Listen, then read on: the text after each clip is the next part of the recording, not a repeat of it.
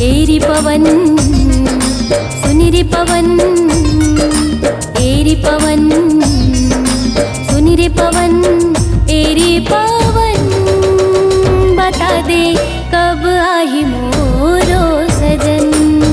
एरी पवन बता दे कब आही मोरो सजन। सपना माँ मोर आवत है, रह रही मोला सतावत है। सपना माँ मोर आवत है, रह रही मोला सतावत है। माया पीरत के मिठ मिठ बोली काने माँ गुनगुनावत है। होवत बिहनिया पंछी बन के ओ फुरले उड़ जावत है। पियाले कब होई मोरो मिलन। एरी पवन बता दे कब आही मोरो सजन। एरी पवन बता दे कब आही मोरो सजन।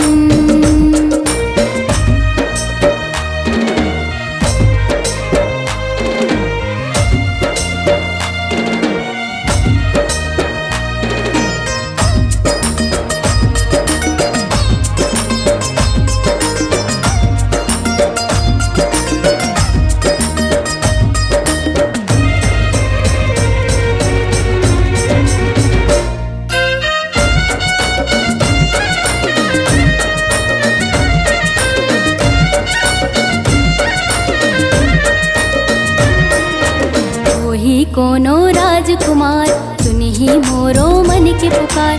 हो ही कोनो राजकुमार सुनिही मोरो मन के पुकार। सातों जन्म बर बंधना बंधा के ले गई अपन महल द्वार।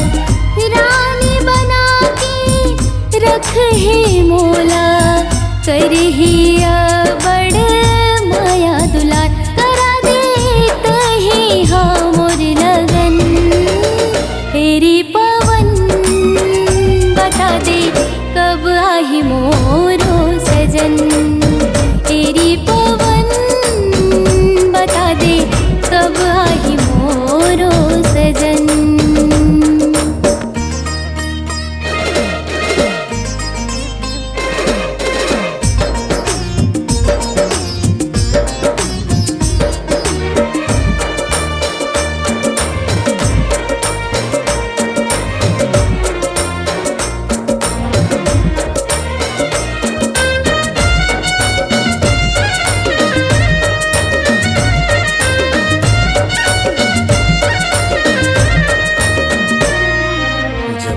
देखे हाँ मैं तोला लागत नहीं मोरो मन। जबले देखे हाँ मैं तोला लागत नहीं मोरो मन। एक नजर माँ भाग्य समोला सोचत रही था रातों दिन। लगिन धरा हूँ तोरिच संग माँ, जिंदगी भर कर हूँ तोरे जतन। बना हूँ तू ही ला मैं अपन। एरी पवन बता दे आग्यों में ओ खर सजन। एरी पवन रे सुन ले आगे मोरो सजन। एरी पवन बता दे आग्यों में ओ खर सजन। एरी पवन रे सुन ले आगे मोरो सजन।